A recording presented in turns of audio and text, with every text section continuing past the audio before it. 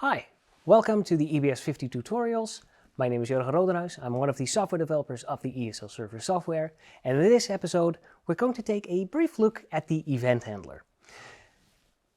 The event handler is basically directly copied from the existing ESL Server application that we had on Windows.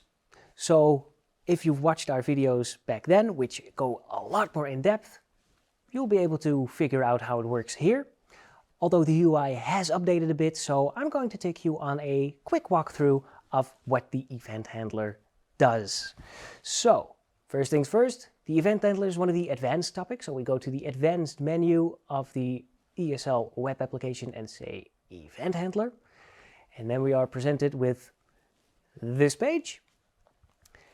Basically, events or event handlers are instructions to other pieces of software to do something. For instance, if you changed the price of a product, then the ESL server knows, oh, right, any ESL that was linked to that product will now need to show a new price. So I'll need to create new images and send them to the ESLs. That is an event that the ESL server itself handles. But sometimes you have certain events that you want other tools to handle, or you have certain triggers that you want to send in. So that's where the event handler comes into place. On a certain event, I want to perform a certain action. So here at the top is the event handler on and off switch.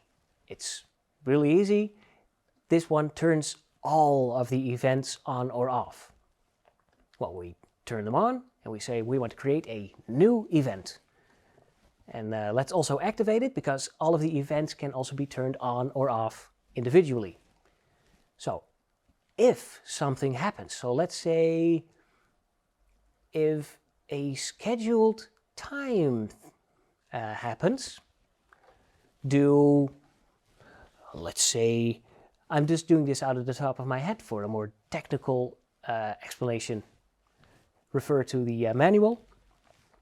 But at a certain time, I want to, for instance, post to EBS50.local/API/ESL, and a very particular ESL will need to refresh its image.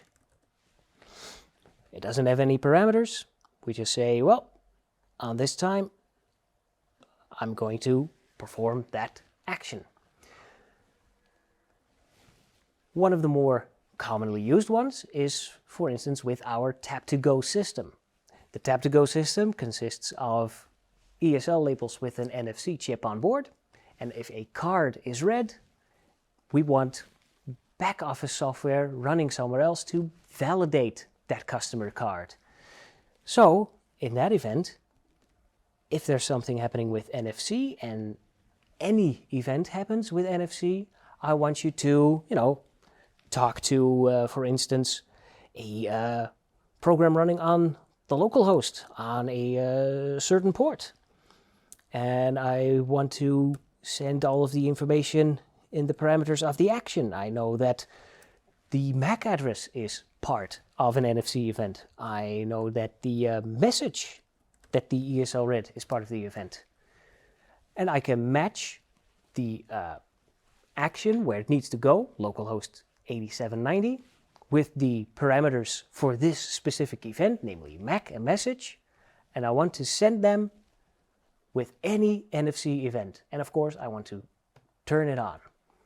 But let's also say, if that condition is met and that product ID is not empty, so we know for certain that an ESL has been tapped with a card and that ESL actually has a product ID, then we want to send it on. Else, we don't want to do that. And we can save that event. So once again, the event handler that we have here functions basically the same as in the Windows software.